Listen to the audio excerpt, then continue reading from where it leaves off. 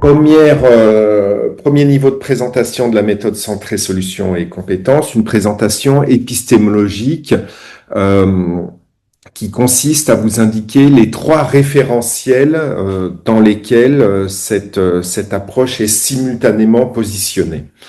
Premièrement, elle est positionnée, j'allais dire de façon centrale, parce que c'est historiquement dans le cadre de la mouvance Palo Alto qu'elle a été créée. Elle est positionnée dans l'approche systémique.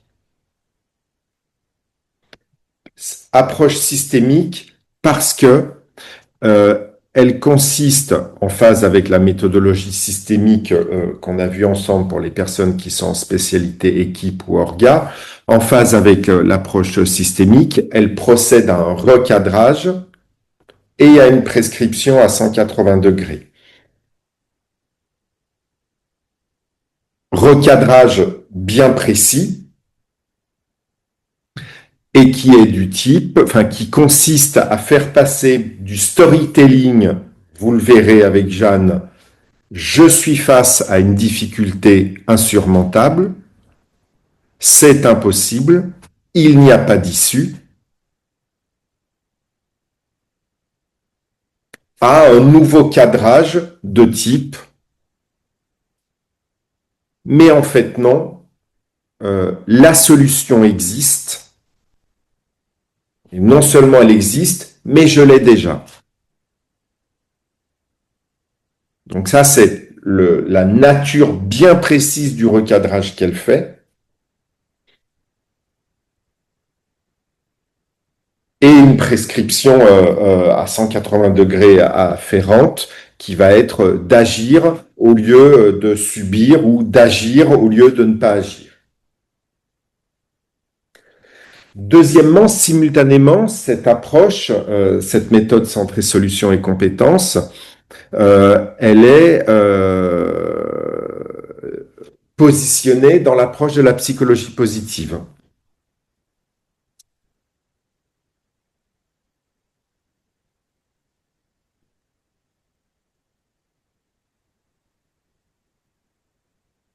Parce qu'à l'instar de ce que nous enseigne la psychologie positive,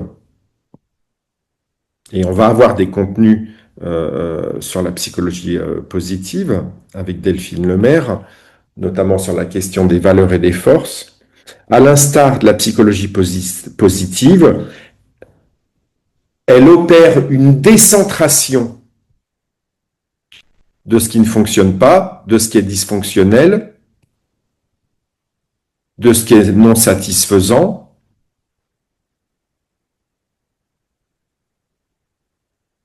pour opérer une centration sur ce qui fonctionne, sur ce qui est efficace, sur ce qui est satisfaisant,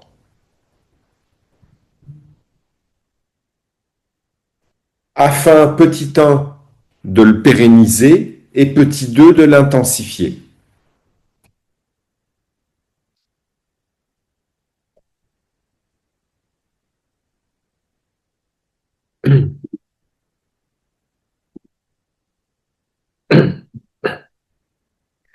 Troisièmement, enfin, elle est positionnée dans le référentiel comportemental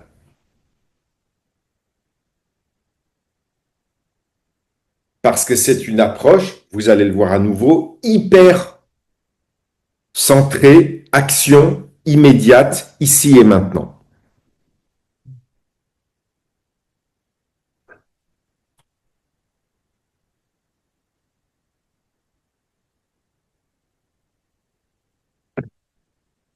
Deuxième élément d'introduction, la méthode centrée solutions et compétences, euh,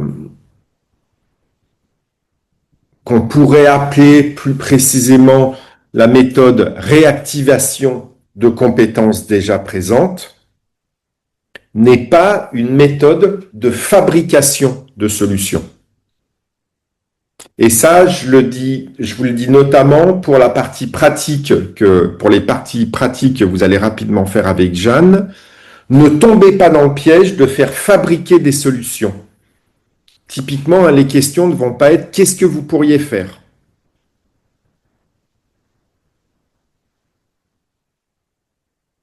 Parce que ça serait une demande de création de solutions. La méthode centrée solutions et compétences est une méthode de réactivation de solutions déjà présentes. Et donc, non pas de création de solutions. Donc, attention à pas vous tromper durant la phase de pratique parce que très facilement, notamment face aux résistances ou aux difficultés plutôt du coaché ou des coachés, vous allez avoir tendance à tomber dans ce piège. Et là, vous serez sorti de la méthode.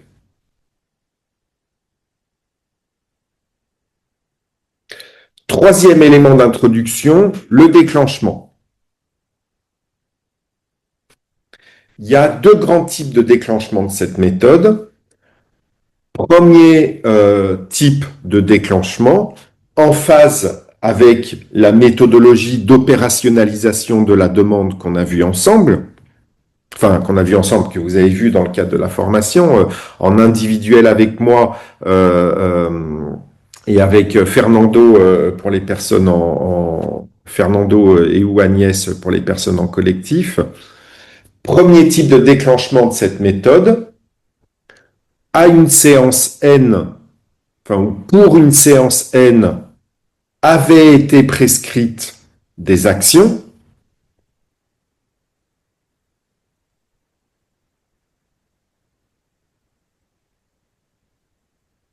suite à l'opérationnalisation de la demande à nouveau, ou pour une séance N, avaient été prescrites des actions d'application des antidotes comportementaux matriciels avec la démarche matrice cognitive,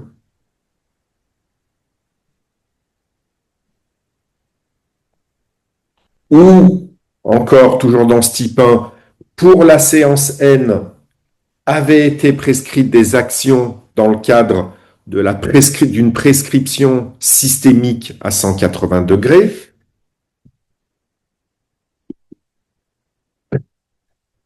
Bref, d'une façon ou d'une autre, pour une séance N, avaient été prescrites des actions. On arrive à la séance N et on débriefe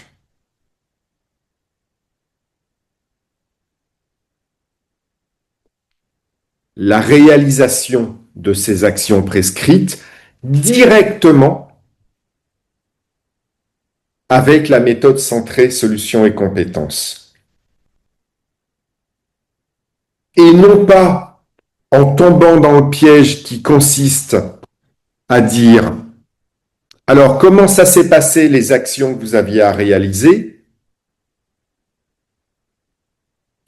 Question de néophyte qui appellera immédiatement la réponse des coachés, une réponse des coachés de type « ça n'a pas fonctionné ». Autrement dit, question de néophyte qui consisterait à tendre le bâton pour se faire battre.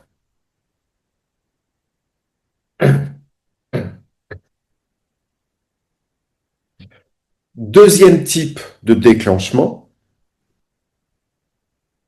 qu'on peut qualifier de ex nihilo,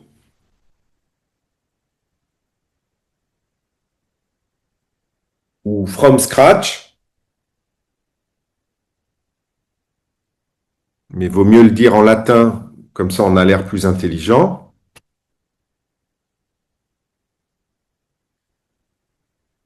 Situation de type, bonjour, sur quoi vous voulez travailler aujourd'hui, ou à quelles difficultés vous avez été confronté ces derniers temps, ou quels sont les objectifs du moment.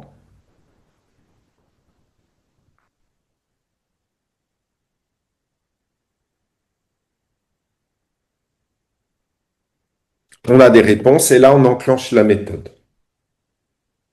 Mais a priori, vous allez plutôt l'utiliser dans le type 1, c'est-à-dire pour débriefer une prescription. À nouveau, d'objectifs spécifiques, en lien avec l'opérationnalisation de la demande et ou d'actions d'antidote matriciel et ou de prescription systémique à 360. Enfin, non, de prescription systémique à 180. Parce qu'à 360, ça reviendrait à refaire les actions inefficaces habituelles.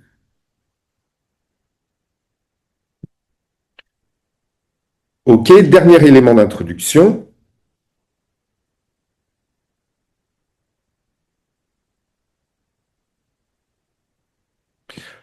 Le but de la méthode systémique, de la méthode centrée solution et compétences, n'est pas de résoudre le problème,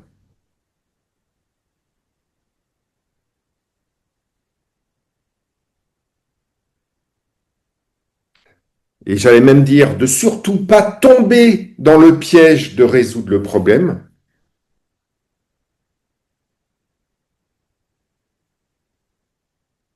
mais au contraire de faire quelque chose de complètement différent, qui est activer sa solution déjà présente, en considérant qu'elle est déjà là.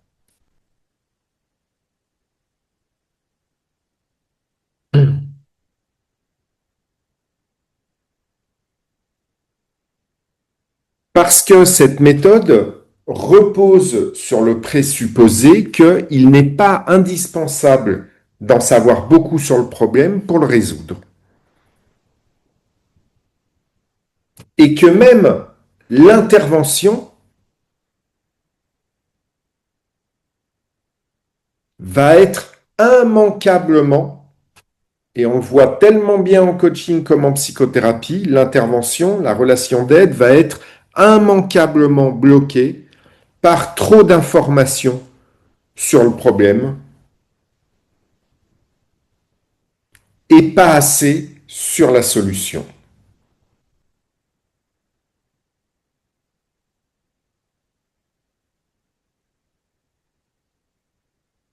C'est-à-dire que plus on donne de l'importance au problème, et plus il va exister. On est là dans une logique extrêmement constructiviste, et je répète la phrase, hein, plus on donne de l'importance au problème, plus il prend de l'importance. On pourrait citer Berkeley qui nous disait « Ecce est percipi », être, c'est être perçu.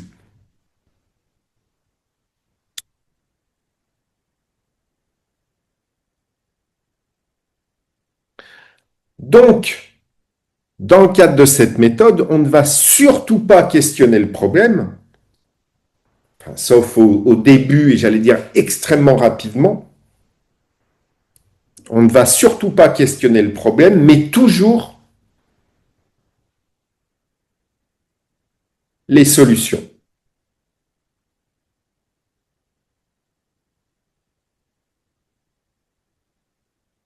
Et au lieu de parler du problème, et vous verrez dans les phases de TP que vous tomberez au début dans le piège de rester sur le problème, il va falloir apprendre, ça va être l'objectif de la journée, à sortir de ce piège-là dans lequel le coach et les coachés ne vont avoir de cesse de vous entraîner.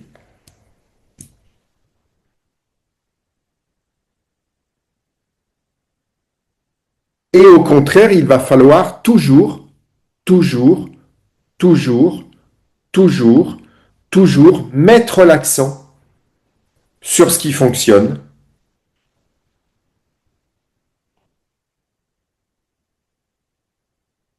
sur ce qui a fonctionné,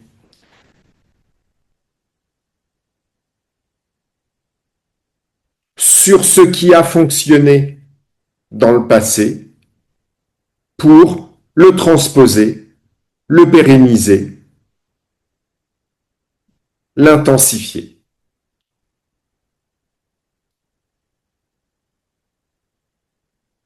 Donc chacun va jouer son rôle, dirait Épictète. Le rôle du coaché, des coachés en face de vous, ça va être de toujours vous ramener vers le problème. Ça va être un jeu de ping-pong.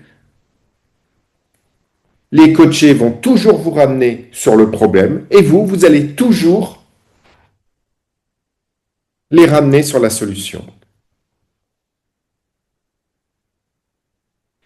Je vous cite une phrase de De Chaser, qui est dans la mouvance Palo Alto, la personne qui est à l'origine de cette méthode. Si ce n'est pas cassé, ne réparez pas.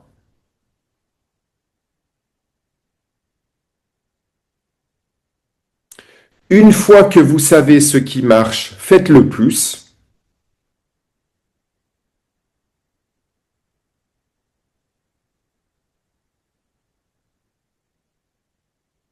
Si ça ne marche pas, ne recommencez pas, faites autre chose.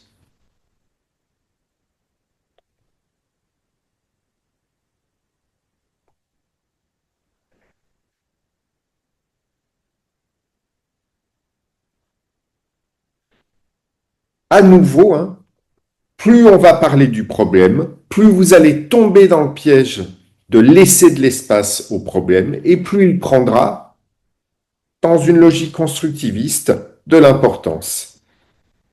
À l'inverse, plus vous allez parler de la solution, plus elles pourront prendre place dans la réalité professionnelle quotidienne du coaché ou du groupe de coachés. Autrement dit, il va falloir dédensifier le problème au niveau attentionnel et densifier la solution au niveau attentionnel.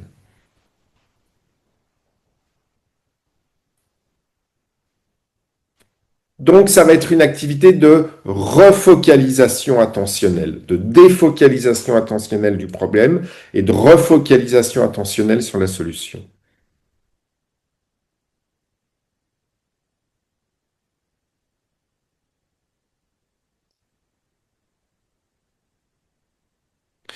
Donc, le questionnement, à nouveau, hein, vos interventions ne devront jamais être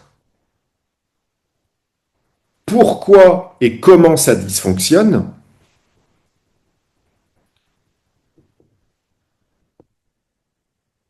À nouveau, piège dans lequel vous allez tomber au début, et à nouveau, piège dont il va falloir apprendre à sortir. Donc, pas de questionnement de type pourquoi et comment ça dysfonctionne, mais qu'est-ce que vous faites lorsque ça fonctionne mieux? Ou qu'est-ce que vous avez fait qui a fait que ça fonctionne mieux? Ou qu'est-ce que vous avez fait par le passé qui a fait que ça a mieux fonctionné?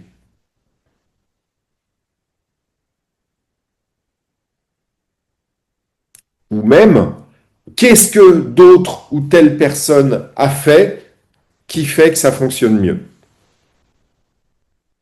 Donc c'est passé ou présent et c'est les coachés ou autrui. Notez que dans ces phrases que je viens de vous indiquer, hein, qu'est-ce que vous faites lorsque ça fonctionne mieux?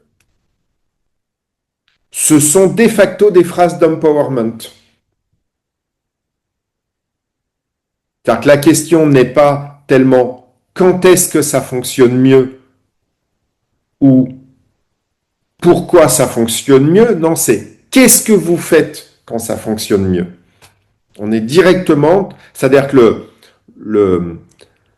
la solution qu'on cherche, hein, le ça fonctionne mieux qu'on cherche, c'est pas quelque chose qui arrive par magie. Donc, c'est quelque chose qui est le fruit. Hein, parce que si vous posez la question quand est-ce que ça fonctionne mieux, bah, ça fonctionne mieux quand mon N+1 il est de bonne humeur. Bah voilà, mais ça dépend pas de moi. Ça, je peux pas le reproduire. Donc la question n'est pas quand est-ce que ça fonctionne mieux. C'est toujours rattaché à l'action qui fait que ça fonctionne mieux. Parce que ça dépend de moi. Pour ça que ces questions sont toujours positionnées en logique d'empowerment.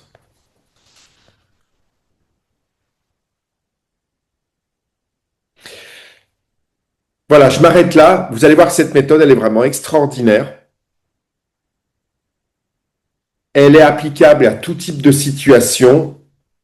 Vous allez voir la puissance progressivement au long de la journée, en individuel comme en collectif. Et vous allez travailler avec Jeanne aussi bien l'utilisation de cette méthode en individuel qu'en collectif. Vous allez voir la puissance de cette méthode qui est vraiment extrêmement efficace.